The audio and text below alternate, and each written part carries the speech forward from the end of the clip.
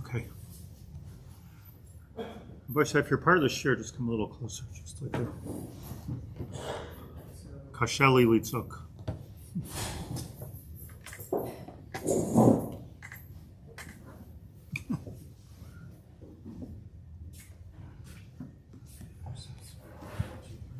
Let me just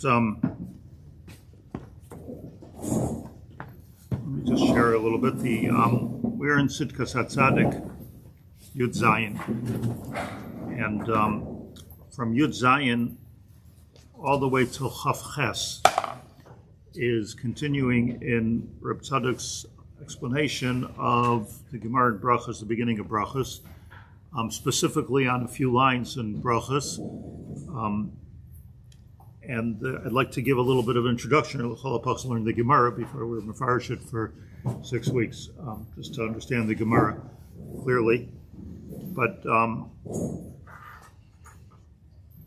let me just point out a couple of things that you may not have considered.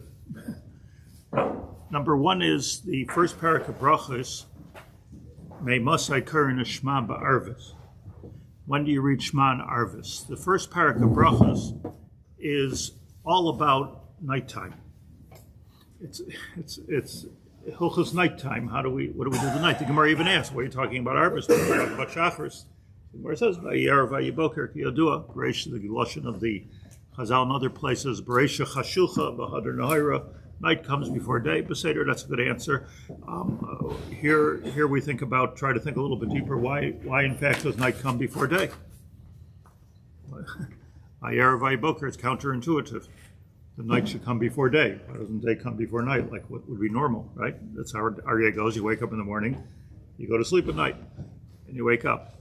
And the Gemara is really examining this and telling us that, of course, the main halacha, without the detail, is that when night comes, when you're sure night comes, it's time to be makabel ol malchus shemayim and say kriya shema shel arvus. That's the halacha, but there's a lot of details to the halacha and what's called when night comes, etc. But it's a sugya. I just want to open your eyes to the fact that we're brachas daf beis, daf gimel, daf del is a sugya of Laila.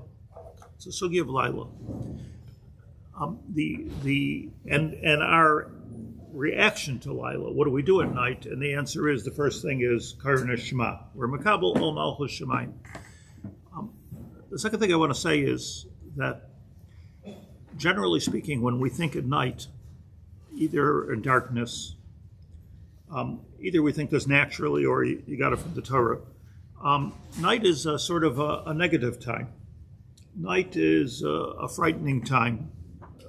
Night is the time where you don't want to be walking in the forest. You don't have the or to be able to guide you, to be able to see things clearly. So night represents, I think the way most of us think, night automatically represents confusion, danger, darkness. Depression is associated with darkness. Darkness is associated with night. Put some light on the subject is associated with clarity, with daytime. That is the way we think. Yes, I mean that's the regular way of thinking. However, I just want to point out that I really look forward to the night. Night is a time of sleeping. That's gewaldic, if you could do that. Is anybody? It's an interesting thing. Does anybody go to sleep? Oh my gosh, this is a frightening experience. Like you're going into some kind of an open heart surgery or something. It's amazing that we don't think that way because sleeping is you have no control over yourself. According to Chazal, you're shtickle dead. Ad kedei kach that when you wake up in the morning, it's like a tchias hamesim, chayim mesim ato rab lo yeshia. Night is a time where, but we know that the reason why we look forward to night, and it has its milos, because night is the time of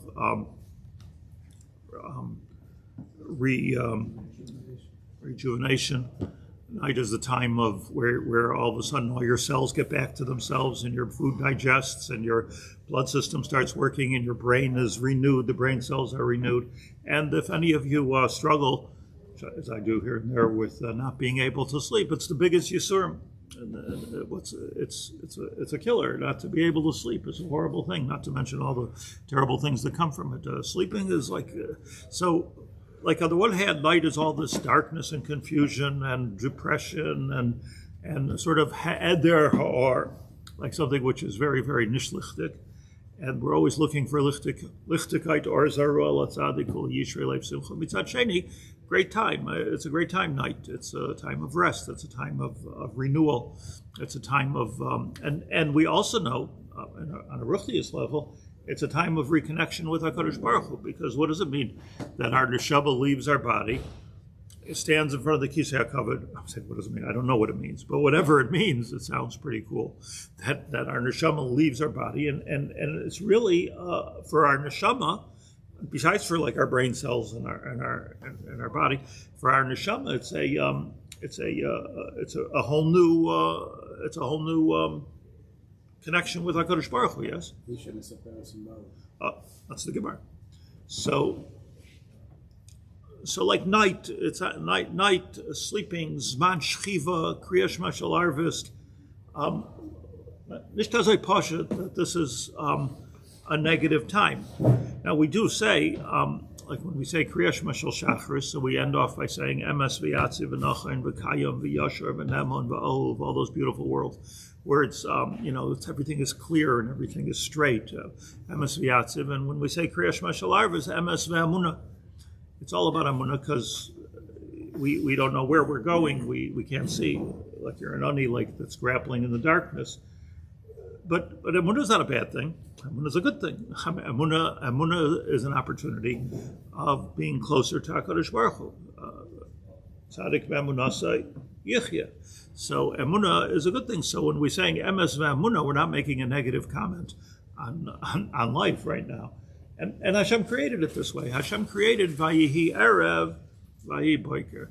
That it's. I would go so far as to say that if there would not be an erev, there couldn't be a boker. If there wouldn't be the koach, physically, spiritually, everything that I've just described, the laila, so then there couldn't be a boker. We wouldn't have the energy. It's like waking up without sleeping. Even other Mauritians started off sleeping. Everything has to do with night and sleeping.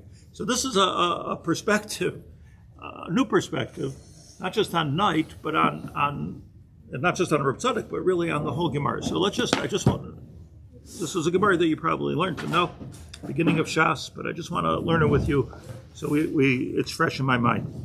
Be honest with you, I started learning the Rav Tzadok, and I know the Gemara in Brachos, like till Daf Gimel, everybody gets. And then I realized that let's look at this Gemara again, because there's a lot here at the beginning of Shas. There's a tremendous amount here. So the Gemara, one of the Shiurim for Yom and Laila, one of the times that you could read Kriya Shema. So the Mishnah says Ad Soif, you could read until Ad Soif HaShmoira HaRishona, until the end of the first guard.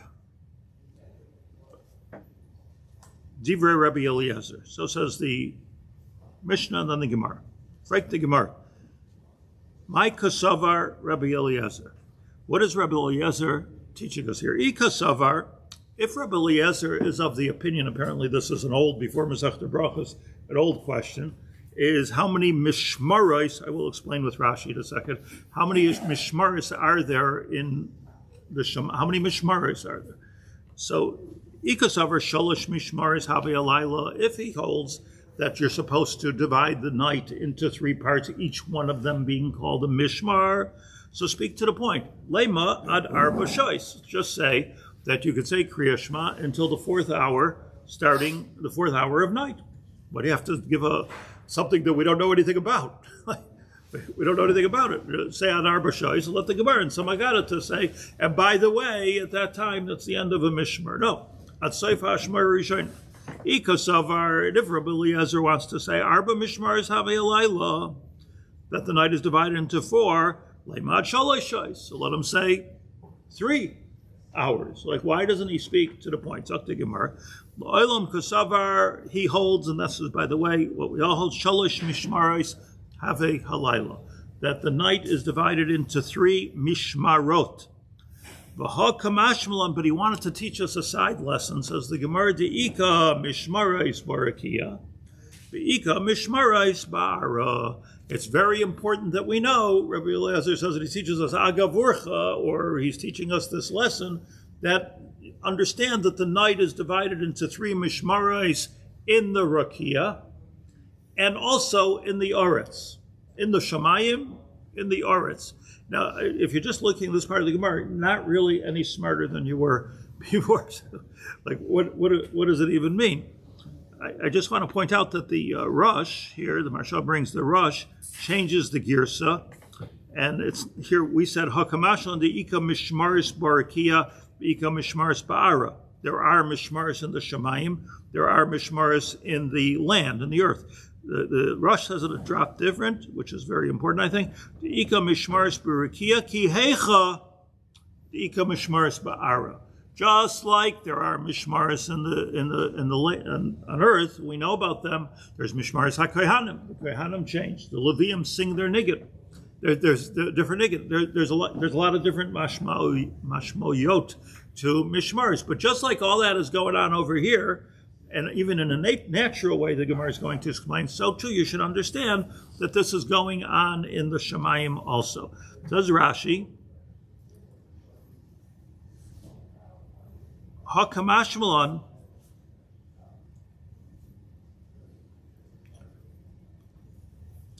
Pligi Tanoi, says Rashi, Pligi Tanoi Likamon Bahamilsa.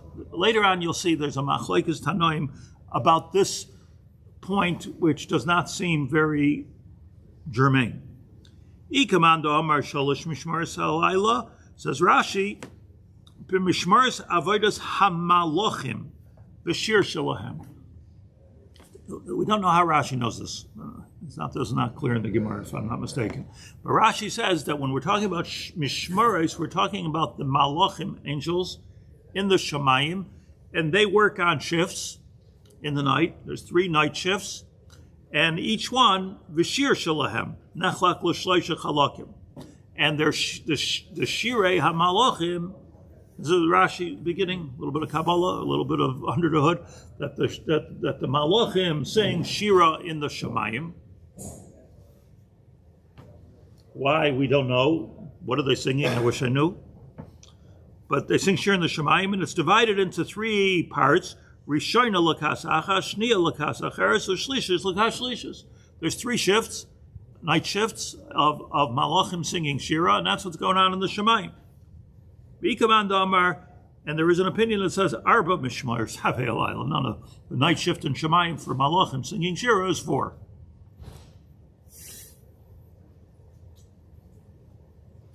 So says the Gemara, according to Rashi, Kishanasan L'Chasimin Zman Hakriya B'Seif HaAshmaris, when the Gemara wants to, when the Chazal want to give a siman for how long you play Krishma, the reason they said Seif HaAshmaris, Lamdecha Sheish Heker L'Chol Adam, and now we're coming down to earth literally. The reason for this is because there's a Heker L'Chol Adam. We have a way of knowing. Now, if Chazal would not have told us this, we would not know it. There is a way for every one of us to be able to recognize when there's a change of guard in the Malachim in Shamayim. And that's what the Gemara is going to say. And here I think Rashi is saying, same lashon of the Rosh. Ki heicha de'ika mishmaris b'rakia, ika mishmaris ba'ara.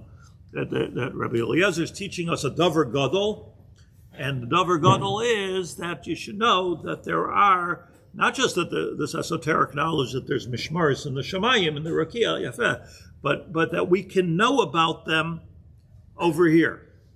Now, we still don't know what we're supposed to do when we know about them. One of the things we're supposed to do is at the end of one, we're supposed to read Kriya Shema, but this is not very, that's not what he's talking about. Like you could mamish see in the Bria, because the Gemara, you can mamish see in the Bria when there's a change of the guard, changing of the guards in Shemayim with Malachim.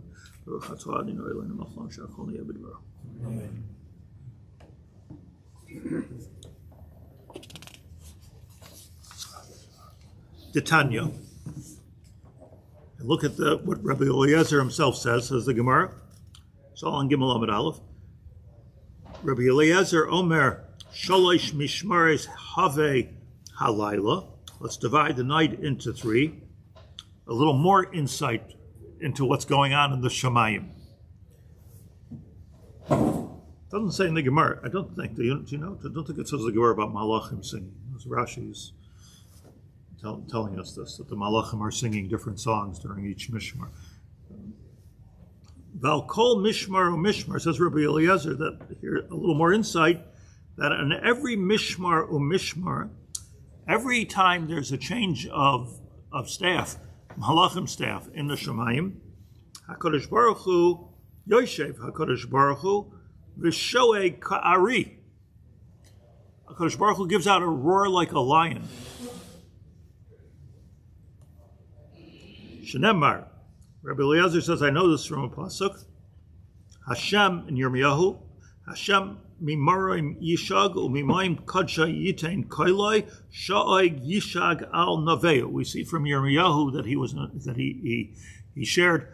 Yirmiyahu shared that HaKadosh Baruch Hu roars like a lion, and that he does so 3 times, because it says 3 times. And I know there's no roaring going on according to this. There's no roaring going on during the day.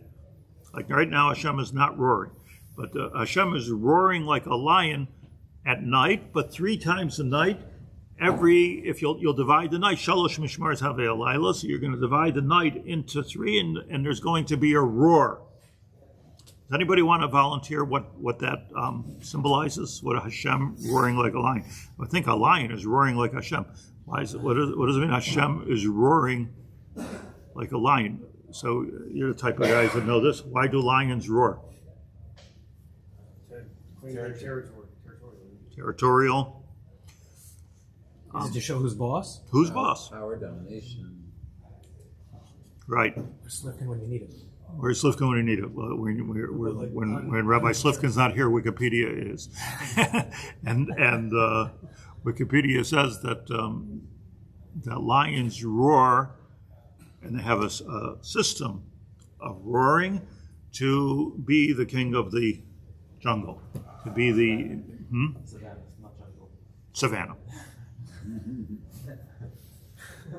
See, I told you, I'm intimidated by the... You have a system? There's like a code? Apparently there's a system for different type of lions at different type of places. So like if you know the code, you can hear what the lion is saying to do? Wow.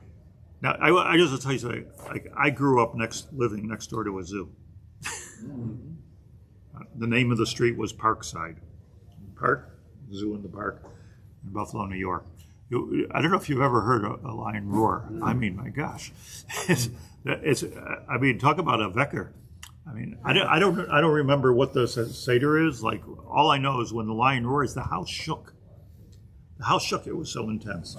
So we're talking about a lion showing, the way I'm understanding, the most pashut of shot is showing who's the boss here. So HaKadosh Baruch Hu, 3 times during the night, Al Pi Mashal, is Shoye Ka'ari. And when he's Shoye Ka'ari, I'll just turn on a little bit in the Gemara. The Gemara says, I'll call Mishmar or Mishmar, it's a little bit further in the Gemara, Yoshev HaKadosh Baruch Hu v'Shoye Ka'ari v'Oimer, adds this piece, and Hashem says, Oi, She'achravti es beisi v'sarafti es heichali v'higlesi es banai lebein ha'oiv de kechavim. HaKadosh Baruch Hu roars and says, woe, different girsas, that I destroyed the Beis HaMikdash, I burnt the heichal, v'higlesi es banai, and I made a Galus lebein ha'oiv de kechavim. 3 things. Important to remember the number 3 here is important throughout the whole sugya. I'm not talking about gematrias. I'm talking about pshat in the Gemara. Number 3 is a big thing. 3 things that HaKadosh Baruch Hu roars. I destroyed my Beis HaMikdash. Sarafti es heichali is a different thing. What's the difference? Difference was the difference between Korban Beis Hamikdash and Sreifas HaHeichel. Parts during destruction. Different parts of the destruction. V'higlesi as banai lebein ha'ovdei kechavim and Galus.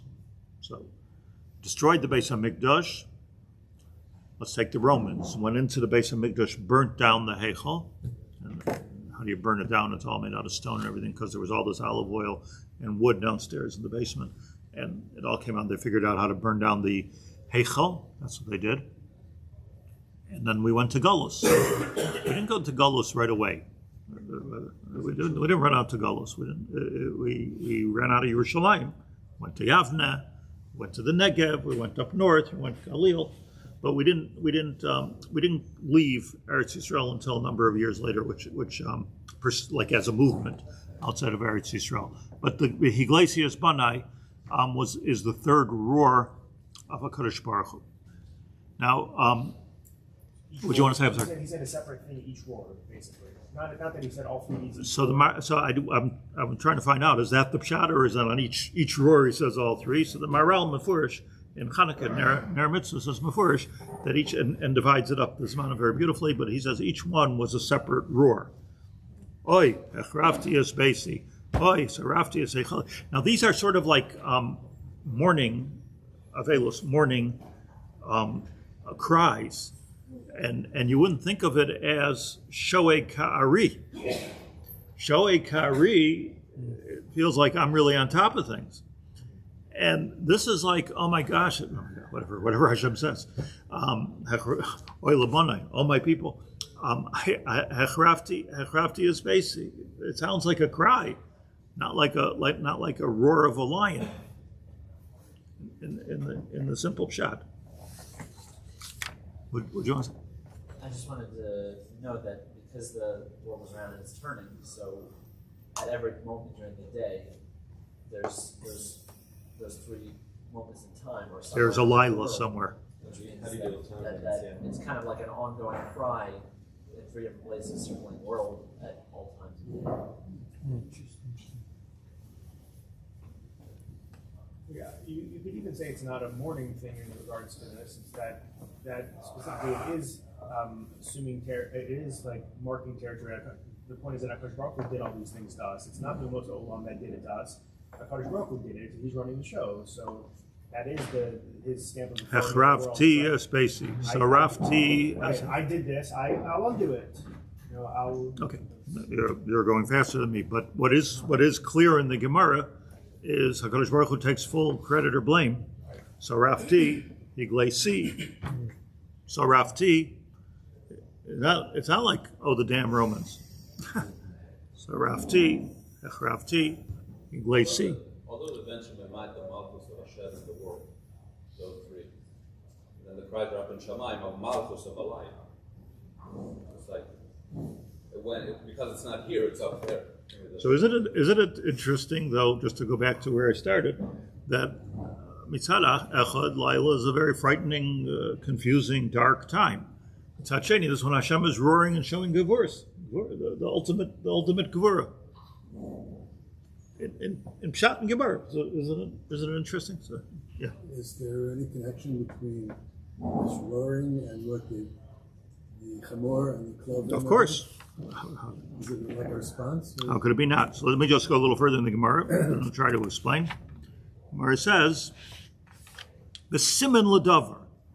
Siman l'davar, like sometimes in Chazal, when it says siman l'davar, it means that this is how you remember it. That's not what it means. That's simanecha.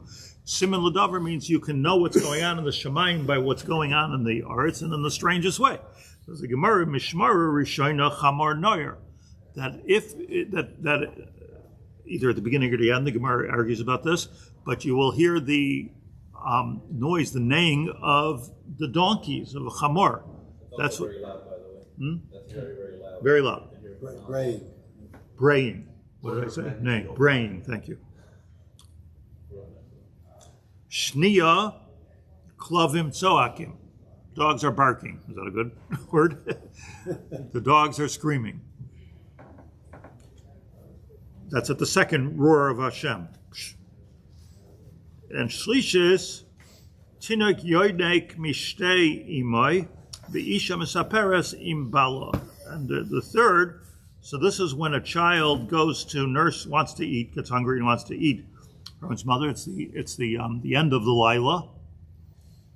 The Isha Misaperes in Bala, and there can be conversation, husband and wife. Rashi says, like what's, okay, it's a new day. What's going on? So it's kind of like pre-day day.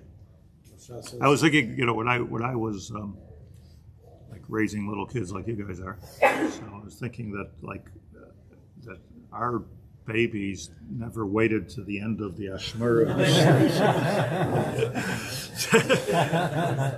But I was thinking, like, hey, so they didn't learn this Gemara. They didn't get the memo, They're sleep now, right? They did. They got it. Right. Okay. Shlish tinak yoinek mishtei imay v'ishim esaperesim bal. Let me just go quickly, and I want to just share with you, and then it'll be in the end of introduction, Aleph. The Marsha learns this Gemara. Most of the Mefarshim are trying to correlate these three simanim with what's going on in Shemayim, and it's very difficult to do because we don't really know what's going on in Shemayim. But it seems to be important. Getting a shot seems to be important.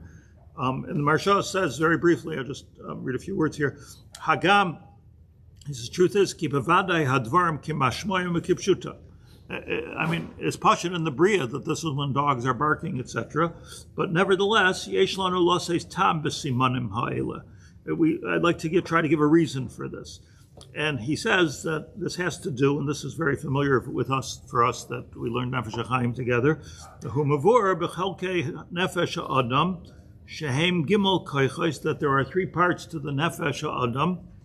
Ubalei HaKabbalah karoim, the Balei Kabbalah, that's us, call it Nefesh, Ruach, and Neshama.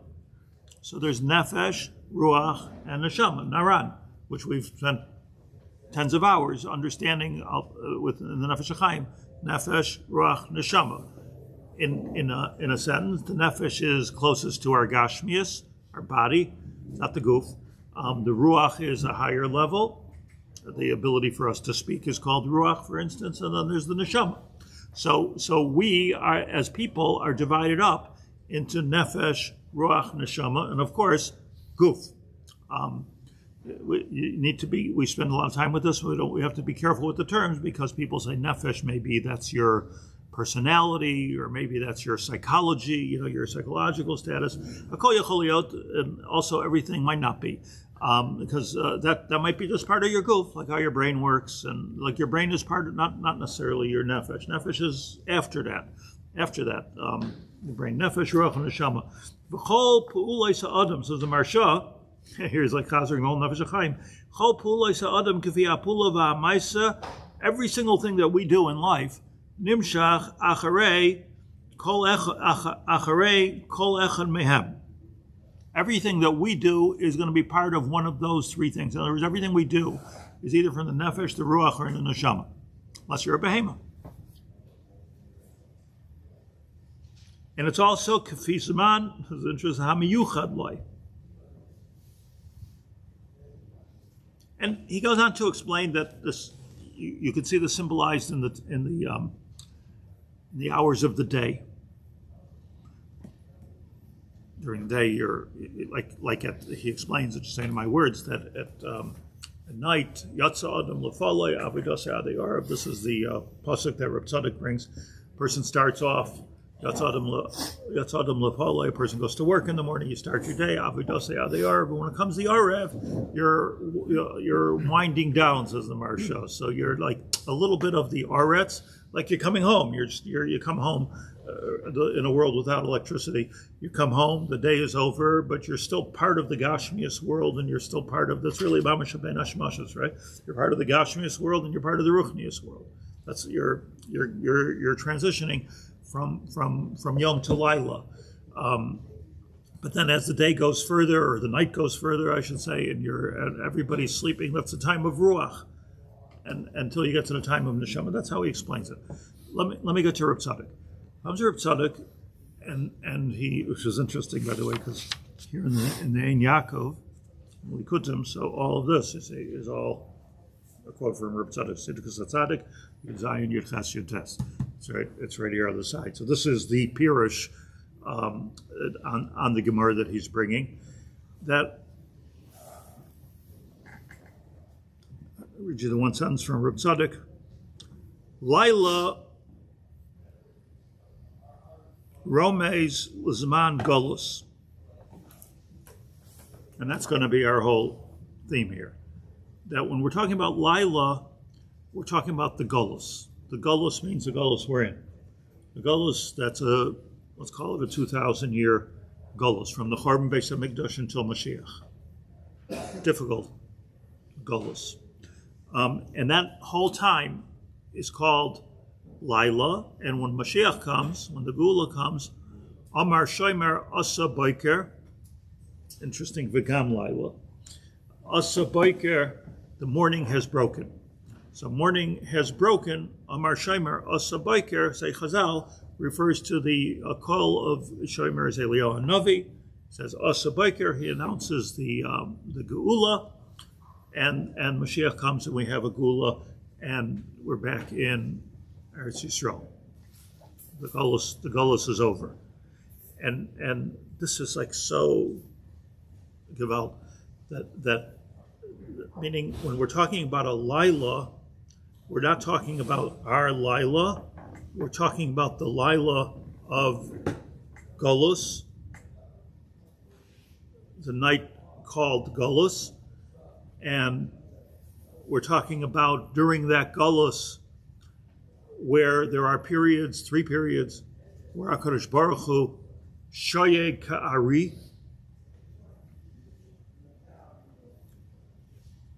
and then there's the Geula at the end of it. Let's try to work it out as we go on. The first one is Chamor Noer, which means meaning in the Reb Tzadok thinking, which is not only here, but the Tzidkas Hatzadik, 10 paragraphs, 10 Zivkadins. The Dover Tzedek, 8-9 pages in the Dover Tzedek or Reb Tzadok. All over. This is Reb Tzadok. This is Reb Tzadok. Reb Tzadok's, if I'm permitted to say, I don't know if I'm madrega to say, Reb Tzadok, most of his works are celebrating Laila. This sounds depressing, yeah? But it's no. But what we're saying is, like, as I said at the very beginning, I love Laila. But in other words, seeing not just the nights that we get through, last night tonight, but looking at the Galus as horrible and as out of control and as dark and as confusing and as unsettling as it is, it's a time of rejuvenation. It's a time of preparation for the Geula, and that's how it's extremely and right there at night, Kadosh Baruch Hu is roaring and saying, "Oy levanai, achrafti es beisi, sarafti es echali. I destroyed it, I burnt it, and Iglesias bonai." There's a Galus. These are all difficult things, but somehow or another, the Chamor, the Klovim, Isha Misaperes Imbala, are also not just things that happen during the night, which they may, I guess they do, because I'll say they do. But, it could be there's a time where the dog, we do hear a lot of this stuff. Animals at one part of the night and dogs at a different part of the night, and babies at a different part. We do hear about this, but just to make it easier for us right now, the Isha Misaperes Imbala, the Tinoik Shadeh, Me'ima is the end of Galus. And the Marsha says here, Marsha himself says, this is not Reb Tzadok, but the Marsha says, Isha Misaperes, he Remez Ha'isha, he Knesses Yisrael, Misaperes B'Tfila, Levakesh Tzkol Tzarcha Mibala Shehu HaKadosh Baruch Hu. Marsha. we're talking about the conversation, the intimate conversation that's going on right before the Geula, between HaKadosh Baruch Hu, Knesset Yisrael, that would be us, and HaKadosh Baruch Hu, through tefillah, through, let me share something. Ad Kan Reb Tzadok, I'm telling you what I think. If you'll take like the 2,000 years, just to l'saber soizen a little bit, if you'll take the 2,000 years and you divide it into three, shalosh mishmars. So how long is each one? 650, 660, let's say. Not 7 to 21. So it's about 660, if I'm not mistaken. So it's curious to me, were those hallmarks in history of Galus.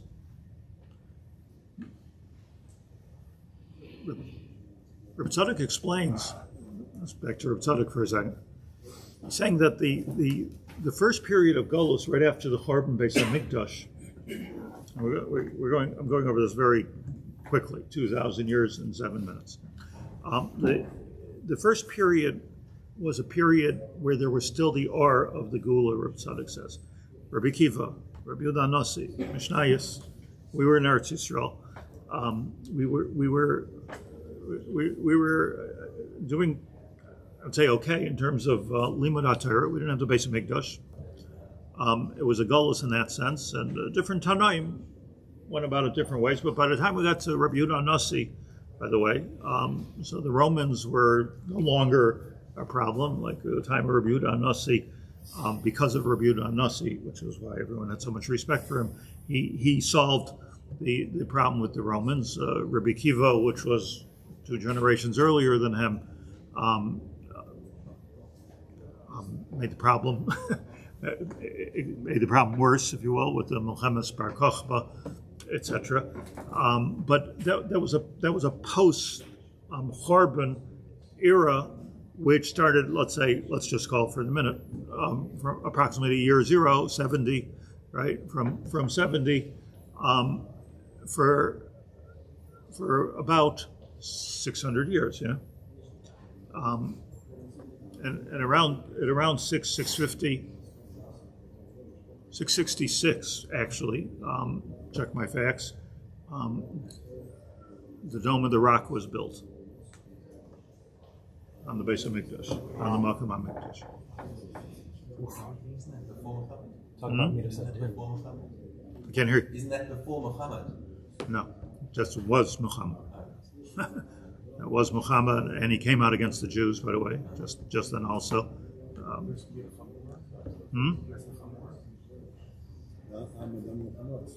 That's the Chamar. Let's. We'll edit that part out. It's going on YouTube.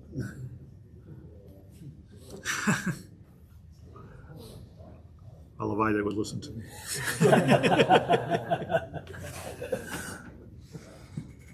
What I will tell you, you have no understanding of how many Christian comments I get, and I will get on what we're talking about right now. But tens and tens of comments of Christians with not just like scholarly comments. So that's 600, around 600, 650, 600, almost exactly. Muhammad, Dome of the Rock. What happened in 1300? Around. So 1300 was when the state of Israel, the ancient state of Israel, was established because the Crusades ended. And when the Crusades, 1330 or something like that, the Crusade or Second Crusade ended in Israel. And we were able to come back, which is Hashgachas Hashem, because then by the time it came to the expulsion, 150 years later, the expulsion from Spain and Portugal, so all of a sudden we had here in Eretz Yisrael the establishment of the Arizal and the Beis Yosef and Molcho, and like this was, I always make this point that the Beis Yosef, when he wrote the Shulchan Aruch, not the Beis Yosef, but when he wrote the Shulchan Aruch, he meant it as a constitution for the state of Israel. That's what he meant in the Yom. So he meant it as a constitution, and he was koveya what the minhagim of Eretz Yisrael and how this should be a Jewish country and how it should work. So they had this vision of a Jewish country. So it's very interesting that on the literally, HaKadosh Baruch Hu Shayei Kari, but the Shayei Kari, the first Shayei Kari was when we were thrown out of Eretz Yisrael, and the second Shayei Kari, if you divide up in history, which your Tzadok does, is when we came back to Eretz Yisrael, and the third Zman is pretty much the Zman we're in, which is again the return to Eretz Yisrael. It's mind-boggling when you divide the history, and on each one of them, Kadosh Baruch Hu Shayei Kari, Kadosh Baruch Hu Roar shows the Gevurah, shows the dominion, shows who's boss. And while we're suffering, literally suffering through Galus, and it was horrible. I mean, Galus was horrible.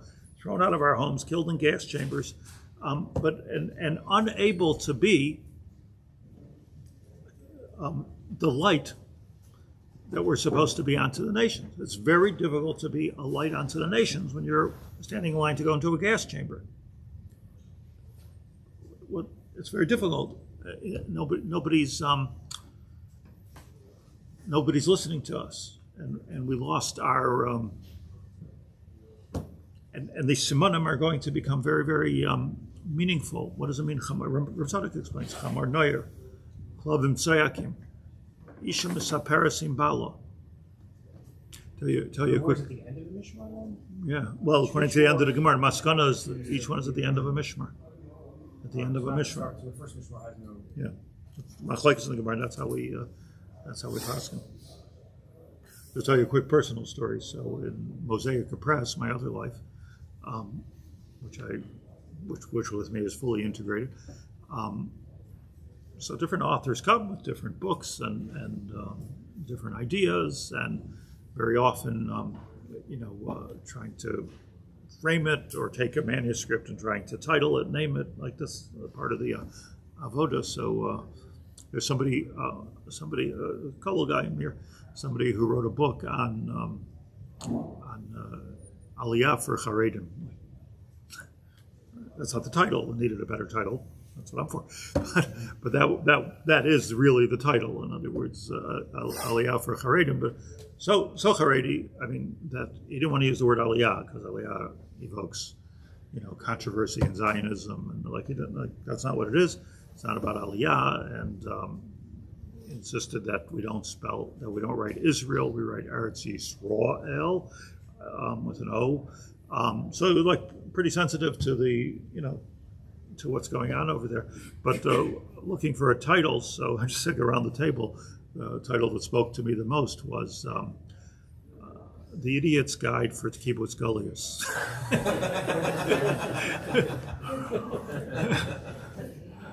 Now, what do you think? Said I tested on the crowd. It'll sell. How many came up on Amazon? But it's going to be humorous then. I mean, that's bad. Is the book written humorous? No. Anyways, the point I'm making is that you really just have to be blind to not to see the Gvuras Hashem that's going on today. And you don't want to be cliche, but for me it was very emotional even to walk to the voting station and to vote. I mean, we didn't get to vote if we're going to the gas chambers, not going to gas chambers. We didn't get to vote about that. Or if we're getting expelled out of Portugal, or we're going to keep our homes in Spain. And, where people, always talk about real estate is the safest investment, not in 1939 in Poland. It wasn't a safe investment at all. People lost mansions. They lost everything that they had. So, so Hari Shoyeg. This is the I'm just saying from my neshama, going to the Marshut's neshama time. So this is my Hakdama. With this, there's so much more to say, and we'll say it. But this is the Hakdama of the Gemara.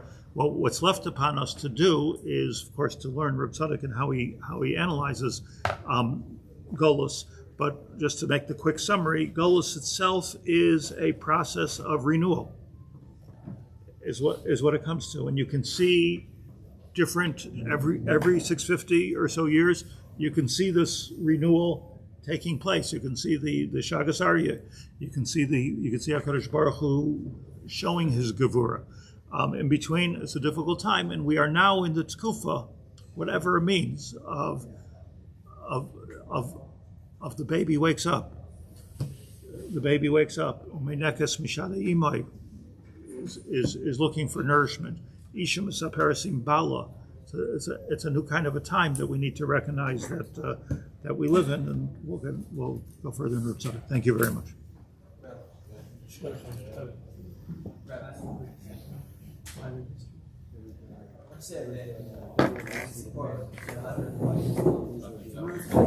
So what?